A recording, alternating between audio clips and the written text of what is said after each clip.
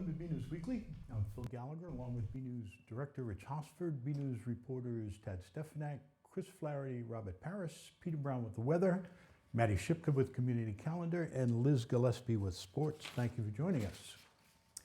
It was a meeting that never happened. In July, as reported on BNEWS Weekly, Board of Selectmen voted 5-0-0 to send a letter to the Joint Committee on Professional Licensure in the State House, urging members to reject a request for 9 additional liquor licenses from the Burlington Mall that was approved by town meeting last fall.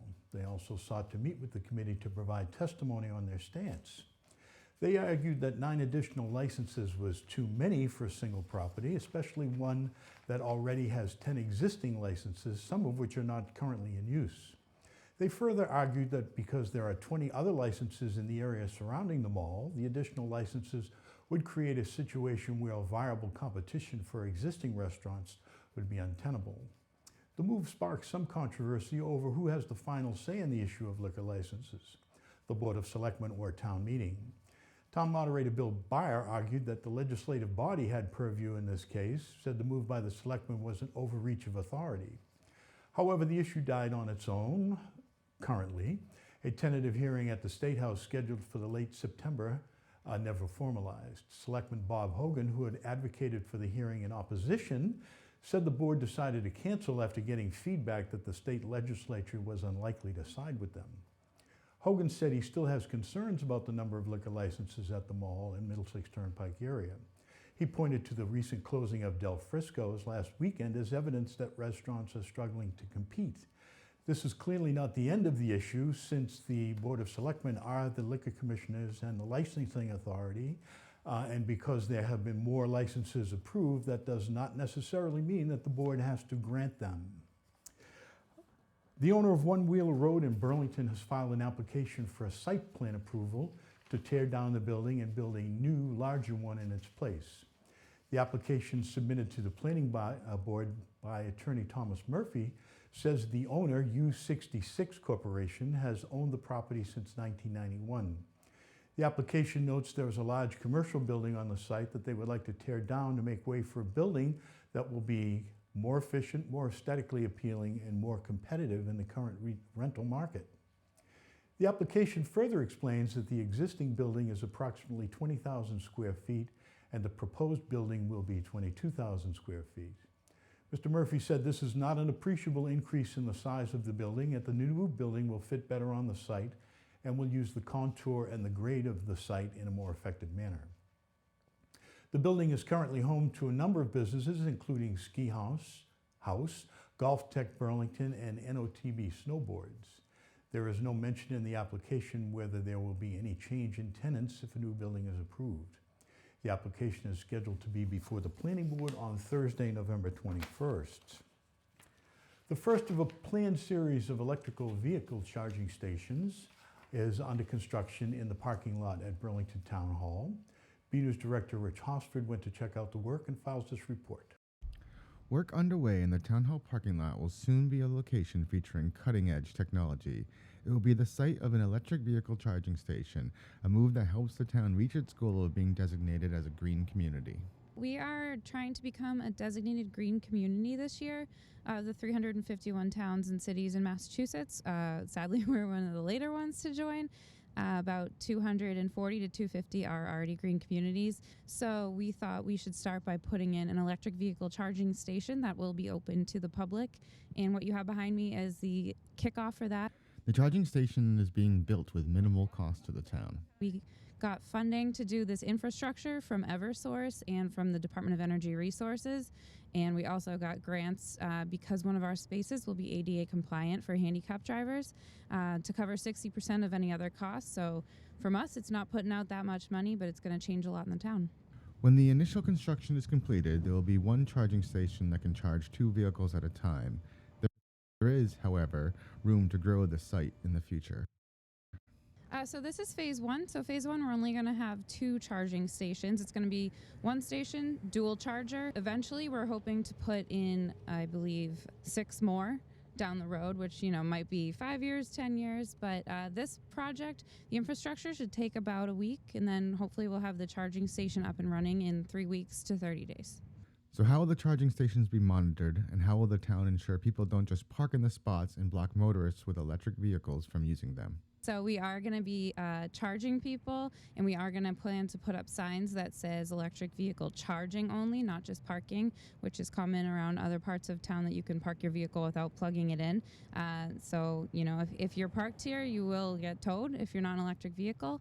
And if you're not plugged in, maybe the same thing will happen. The program, advocates say, will help Burlington be situated for the future. So electric vehicles are the future. You look at towns like Newton, Arlington, even Tewksbury and Chelmsford.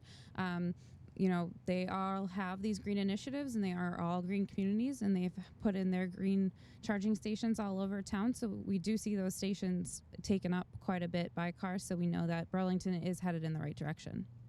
Finally, as of right now, there are no plans for Burlington to purchase municipal electric vehicles due to prohibitive costs. However, as technology advances and prices come down, it may be something town meeting will be asked to consider in the future. So down the road, as electric vehicles become more cost effective, we hope to add electric vehicles to our fleet. From the Town Hall parking lot, I'm BNEWS Director Rich Hosford. Was filled with celebration for a good cause on Thursday evening as the Burlington Fire Local 2313 held their 4th annual Oktoberfest fundraiser for the Muscular Dystrophy Association. BNews reporter Robert Paris was there, and he has this look. Music, food, friends, and beer, all for a good cause. On October 24th, the Burlington Fire Department held their 4th annual Oktoberfest at Kings Bolt on 3rd Avenue. The event helped raise money that went towards the Muscular Dystrophy Association, or also known as the MDA. So we're with the Burlington Fire Department, and this is the 4th year. We partner with MDA, which is the IAFF International, the International Firefighters Association charity for muscular dystrophy. This is our 4th year doing it. Every year it's gotten a little bit bigger. So the Oktoberfest, Kings gives us, they rent out the whole side with the bowling and everything, and we have a beer and wine tasting, and we try to raise money for the Muscular Dystrophy Association, and we've had a very successful past 4 years, and we're hoping to continue that. Because it is a fundraiser, Eric and Paul are pleased with the large turnout this year and every year. Eric and I and another guy we work with came up with this idea 3 or 4 years ago, and like Eric said, it's just been great. The turnout is amazing. The help that we get from local businesses, the donations, everything's awesome, and we do a really good job and raise over 20 grand every year. Lastly, the event was a way to have a good time while making a difference. The best part about this whole thing is, people come out on a Thursday night in October. They can try a bunch of beer, they can try a bunch of wine, eat great food, win good raffles, and at the end of the night, everything's going to the MDA, and that's special, and we really enjoy doing it. I met so many great families that struggle with muscular dystrophy, and it's something that as a community we just get together, and we really love to support and help all the children that are affected with this horrible disease. From Cairns, I'm Robert Paris for BNews Weekly. Burlington may have a new sculpture park as early as June. The idea of a sculpture park originated with the Master Plan Steering Committee to make use of the green space in the center of town. To help with implementing a sculpture park, subcommittee was created under the Planning Board. John Sachs, chair of the Sculpture Park Subcommittee, said the committee wants the sculptures to be visible to both pedestrians and drivers in the town common area, with the goal of having the town be known for its art as much as the mall. As far as funding concerned, Sachs said the Nordblum Company has proposed a gift, and there are also other developers who've discussed fundings. Sachs noted the most likely involvement and expense by the town would be to the DPW, with helping with the installation of the sculptures. Although guidelines for the types of sculptures are still being finalized, Sachs said the presentation to the Board of Selectmen will pitch works that are engaging. That's pretty broad. The timeline for the project, pending approval from the Board of Selectmen, is to put out calls for entries mid-November through December. Final decisions could be made in January, which would let the sculptures create and begin installations in the spring, and in June have an unveiling ceremony. SAC said the plan is to rotate the sculptures over a 2-year period and allow them to be sold if someone is interested. The Sculpture Park Subcommittee will present to the Board of Selectmen in November. An Education in Adventure and Teamwork has recently been installed at the Burlington High School campus. A new Project Adventure Challenge course system is in place with students already engaging in setting goals and learning to trust everyone while dangling from ropes. News reporter Tad Stefanak has this look. Tucked away amongst the trees of the Burlington High School campus is a newly installed, almost daunting 55-foot structure. This soundly constructed combination of telephone poles, wires, wood, and rope are the work of the world-renowned Project Adventure, brought to you by the courteous funding of Burlington Town Meeting. So this course is a high element and low element course that has a variety of low elements which are relatively close to the ground that are meant for team building, cooperation, communication skill development. The high elements are a little bit more risky, but again, totally safe, but just a matter of people being able to push their own limits and figuring out, are they comfortable with heights? Are they comfortable belaying other people? And are they comfortable supporting their classmates? Project Adventure students learn to support each other, literally, by belaying. Belaying is a technique used by climbers to exert tension to a climber's rope and keep them from falling too far. Part of the beauty of Project Adventure is that it's the entire class is involved. So when one student's up, there's a student on the ground as a belayer, there's backup belayers, there's support people who are just eyeing and making sure everything's going safely and kind of communicating with the climbers as to what's happening. So even though it may only seem that 1 or 2 people are actively involved, there's 8 to 10 people involved in any one climber. Project Adventure is built on this idea of challenge by choice. And so students aren't being asked to do this if they're not comfortable with it, but there is a role for every student. So part of that safety is the students who are actively choosing not to climb, whether it's fear of heights, whether it's just uncomfortable, maybe they just don't want to do it that day. And so they're playing roles on the ground that help provide safety for that student who's up. We have student belayers that are trained from our staff that train them. Our staff are belaying them at the same time. And what that is basically through a harness system, we're providing ropes that support them if they fall. They have a ton of elasticity to it. So it's not really, it's a mind over matter thing. It's entirely safe. So it's completely safe as long as everyone follows the protocols that we have in place, and that's our job to make sure those are there. They're hoping to expand the use of Project Adventure into the community. First, we're very grateful to the town for supporting it. Secondly, we want them to know that this is hopefully the first step of us being able to utilize it as more than just a school function. Right now, it is our 10th graders who use this as their course. As we get comfortable with the equipment and as we start to look for ways to expand it, we're using it for teacher professional development and team building. We'll be using it for middle school programs as a way to kind of support their Project Adventure program at the middle school, which is a little bit more limited due to age, class size, all those things. But also just having it as a resource for community groups that might be interested in using that. Again, down the line, once we make sure everything's okay, we have our policies in order and make sure we have appropriate training, we hope that it's a resource for the town as a whole. From Project Adventure at the Burlington High School, I'm BNEWS reporter Tad Stefanak. The Burlington Mall has announced that they are set to become the first shopping center in New England to offer dining delivery service through a new partnership with DoorDash. DoorDash is an on-demand service that provides customers with pickup and delivery from participating restaurants. During the launch phase, customers can enjoy no delivery fee on their first order from participating Burlington Mall restaurants now through the end of the year. After December 31st, regular delivery rates will apply. Participating eateries include the Cheesecake Factory, Appleseed Crepes and Breads, Chick-fil-A, Charlie's Philly Steak, Frank Pepe Pizzeria, Napolitano Gourmet India, no, that's Napolitana and Gourmet India, Pizzeria Regina, Pretzel Twister, Ruby Thighs Kitchen, and Shot Cakes. Okay, the new Burlington High School Student Writing Center, where student tutors provide help, pointers, and feedback to help sharpen their peers' writing skills, opened up for the first time last Friday. BNews Director Rich Hosford went to check it out, and he has this report. There is a new oasis for the written word in a room off the lower library at Burlington High School. Last Friday, the school's new writing center opened its doors for the first time. The writing center will be home to the student tutors who have been in the honors level elective, the Writing Fellows, where students are trained to work with their peers and provide help, suggestions, and feedback to make fellow students better writers.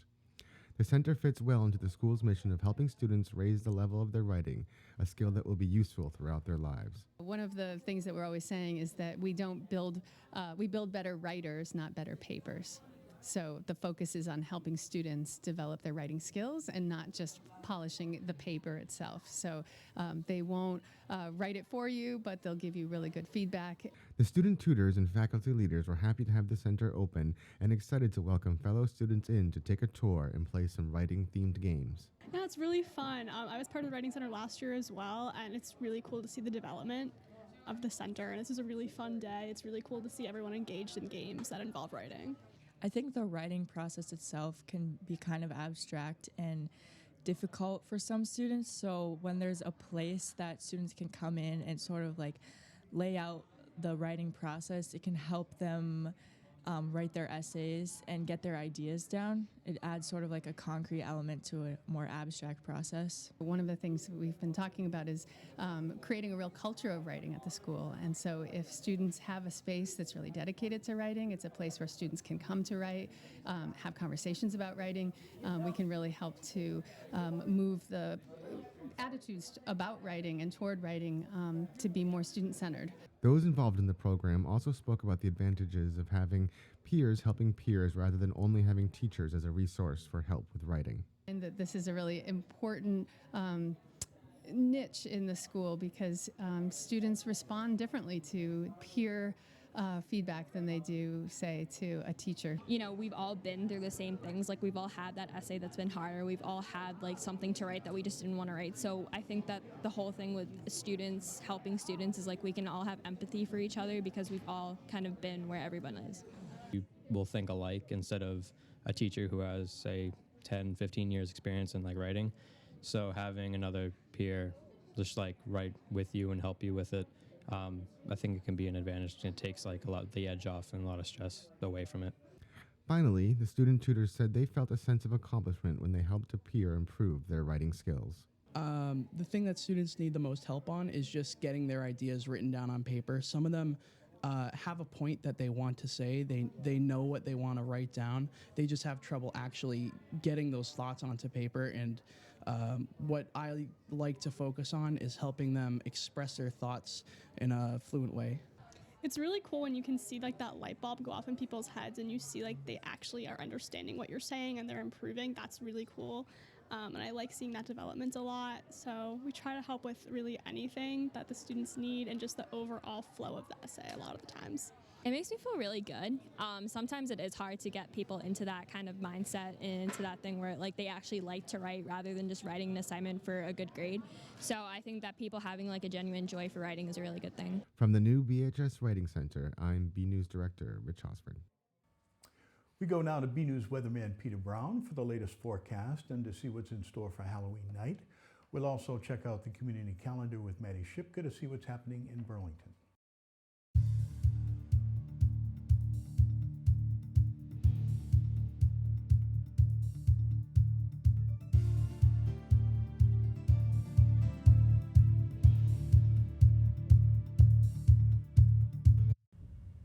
Well, hello everyone, and this is Peter Brown with a look at your weather for the next 7 days. And I know it's hard to believe, but here we are in almost the end of October. So fall is definitely moving along.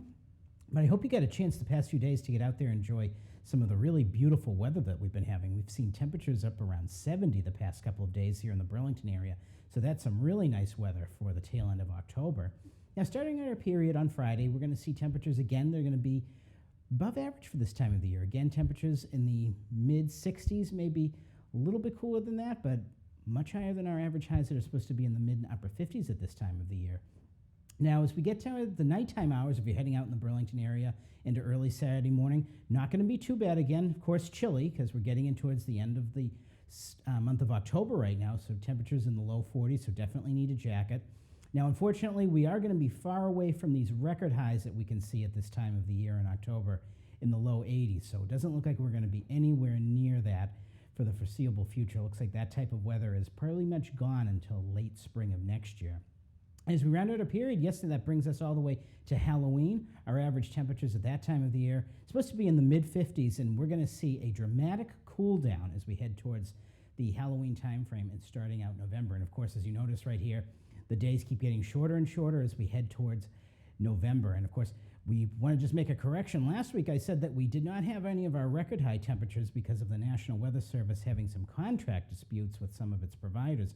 They are actually having a little bit of trouble with their fiscal year budgeting at the end. So we do actually have the record highs and record lows back now, so that's a great addition.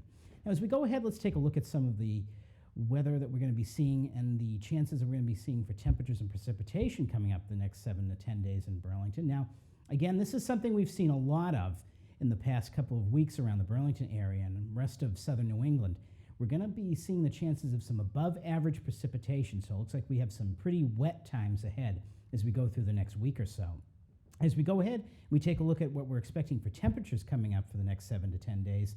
This is something where I'm kind of a little bit in disagreement in our area, at least here in the Burlington area and the rest of southern New England. They're expecting us to see maybe a chance of above average temperatures. I think, though, all of this big area of blue that you see over about 80% of the country, this is going to be heading towards our way as we get towards the end of the period, and we're going to see some much below average temperatures as we head towards Halloween. So as we go ahead, let's take a look at some of those temperatures and weather coming up for the next 7 days. And of course, you're taking a look at the weather map here, and there's a lot of rain showers on here, and this is indicative of a pretty unsettled pattern that we're going to be seeing for the next week or so. We're going to see the chance of some fairly decent storms every couple of days here in the Burlington area. But again, starting out on Friday, looks like we're going to have fair conditions, temperatures in the low and mid 60s, so pretty nice out there. Saturday, I don't think we're going to see as much in the way of rain as we're showing on here right now, so it looks like Saturday's going to definitely be the pick of the weekend. If you have to be out, though, Sunday, that is going to be pretty much of a gully washer of a day. We're going to see probably a couple of inches of rain in the Burlington area, and temperatures very chilly down in the mid-50s. Now, it looks like we bring a little bit of sun back out as we start to head out the work week again. Temperatures, though, about average for this time of the year, upper 50s. And you see Wednesday, we have a pretty nice day coming up. Fair skies, but kind of chilly. And as we get into Thursday, into Halloween, we're going to see the chance of maybe another powerful storm making its way towards us here in New England, and temperatures maybe not getting out of the 40s. And if you look at our low temperatures at night, temperatures are going to be getting down into the 20s. So a real killing freeze, we think, is on its way pretty soon. So everyone, get out there, have a great week, and enjoy the weather.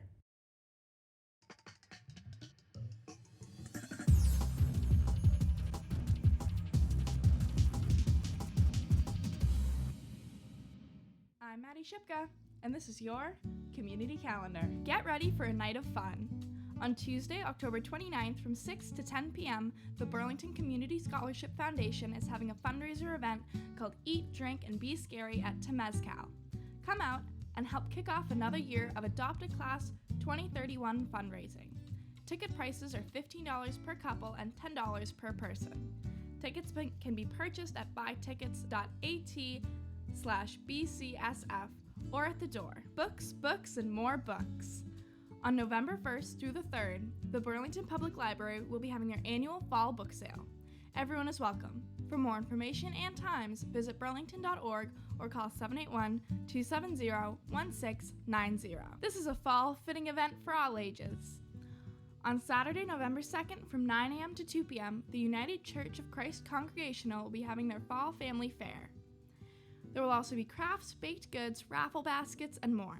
A dinner and silent live auction is at 6 p.m. For tickets, call 781-272-4547. I'm Maddie Shipka, and this has been your Community Calendar. With playoff season approaching, there was a lot of action in the world of BHS sports. For the latest Red Devils action, we go now to BNEWS sports reporter Liz Gillespie for this week's sports report. Hey everyone, I'm Liz Gillespie for your weekly sports report. Burlington High fall sports are slowly winding down their regular season games, and we have some updates, so let's get to it. The girls' varsity volleyball team traveled to Watertown to take on the Red Raiders on Monday evening. The Lady Devils are on a roll this year as they continue their winning streak. The girls beat the Red Raiders in a 3-0 shutout. They're currently 16-1 in their conference and qualified for the MIAA playoff tournament. The girls traveled to Melrose to take on the Red Raiders on Wednesday evening. Unfortunately, the team ended its long win streak that evening as Melrose defeated them 3-1. The team will travel to Wakefield to take on the Warriors on Friday evening. The Lady Devils are 16-2 in their conference. The girls' swim team is back from hiatus as they travel to Boston to take on the Boston Latin Wolfpacks. The team did not come out with a victory in this one, but senior Judy Desmond qualified for states after her performance in the 100-yard butterfly. The girls will have another meet on Wednesday afternoon against the Woburn Tanners.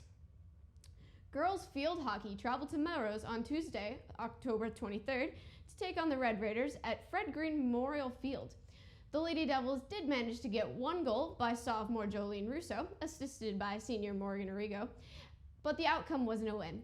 Instead, the girls ended the game in a tie of 1-1 with the Red Raiders. With this tie, the Lady Devils fall to 6-10-2 in the season. However, JV got a win over Melrose 2-1. Burlington goals were made by Addie J and Mia Lauder. Both teams will be traveling to face the Wakefield Warriors on Thursday afternoon. The boys and girls cross-country teams headed to Victory Field to face the Watertown Red Raiders on Tuesday afternoon. The boys came out with a victory of 18-45 in favor of the Red Raiders. Running for the first time in the varsity team was freshman Rithik Prakash and sophomore Anthony Minicello. Both gentlemen finished at first and second. Here are some of the results from the victory. In first place, freshman Rithik Prakash finished with a time of 17 minutes and 10 seconds. In second place, sophomore Anthony Minicello completed in a time of 17 minutes and 15 seconds.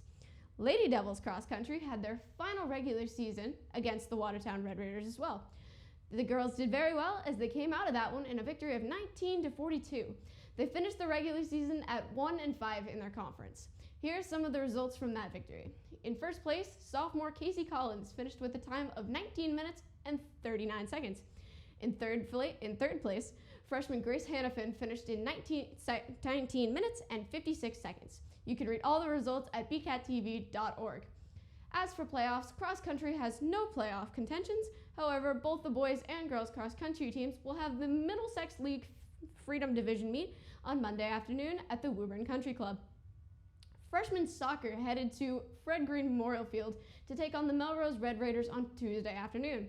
Burlington defeated the Red Raiders in a 2-0 shutout. The current record for the freshmen are 8-2-3.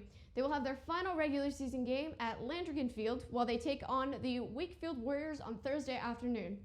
The boys' golf tournament was in the Division II North Golf Tournament on Monday, October 21st. The tournament was held at the Far Corner Golf Fox Course in West Boxford, MA. During the tournament, Sean Malone and Trevor Janis both scored the same total points at 81. Both boys also had the same number of strokes to par at +9. Boys varsity soccer were back at home on Wednesday evening to take on the Melrose Red Raiders at Marshall Simons Middle School, Brush Field. Both varsity and JV lost to Melrose in a 1-0 shutout. Both varsity and JV will have their final regular season game against the Wakefield Warriors on Friday evening. Girls varsity soccer had a home meet against the Melrose Raiders as well. The team didn't do so well as they were shut out 2-0. They'll be back at home against the Wakefield Warriors on Friday afternoon. The Red Devil football team traveled down to Lynn Fells Parkway to take on the Melrose at Fred Green Memorial Field. We have some highlights. Let's check those out. The Burlington Red Devils headed down to Lynn Fells Parkway to face the rival, the Melrose Red Raiders, on Friday, October 18th at Fred Green Memorial Field. During the first drive, Melrose quarterback Brendan Fennell gave it to running back William Pesky to give the Red Raiders their first score of the night, 7-0. On Burlington's possession, quarterback Kyle Pena found wide receiver Jake McCauley in the end zone for a Red Devil touchdown. The extra point was no good. This is where things took a turn. During the second quarter, Brendan Fennell handed it off to Chris Cusalito for another Melrose touchdown, 14-6. When the Red Devil series came around, Pena threw an interception to Melrose. Now with Melrose in possession once again, quarterback Brendan Fennell ran it in himself for another Melrose touchdown, 21-6. Later on, Melrose had another opportunity to score points, and they did, with running back Chris Cusalito leading the way for another Red Raiders touchdown, 28-6. Now in the third quarter, the score was still the same. Melrose continued their success on the board as Chris Cusolito ran it from all the way back from the 46-yard line to give Melrose another score, 35-6. On fourth down and long, Kyle Pena was picked off by Charles Haggerty of Melrose, who ran it all the way back for a pick six, 42-6. Still third quarter, Melrose handed it off again to Cusolito, who ran it all the way into the end zone, 49-6. Burlington did get on the board late in the third as Pena threw to Sean Pinkham for a Burlington touchdown. The two-point conversion was good as well. And they're going to... The game ended with a score of 49-14, Melrose. The Red Devils will be facing the Stoneham Spartans on Friday evening at 7 p.m. at Varsity Field. The team did drop down to 3-3, while the Spartans are at 4-2. And that's all for your weekly sports report. I'm Liz Gillespie, back to you guys in the studio. Another week, another photo to highlight. Watch out for the blue shells. This week's photo was from the Burlington Public Library and shows some children engaged in Mario Kart themed competition to learn more about the library. We're not entirely sure how it works, but it certainly looks like fun. We'd like to see your photos. They could be of something you see around town, whether outside your own door, or even photos of your family members and pets. Whatever you think is interesting and would like to share, please email your photos to bcat@bcattv.org with the subject line Photo of the Week.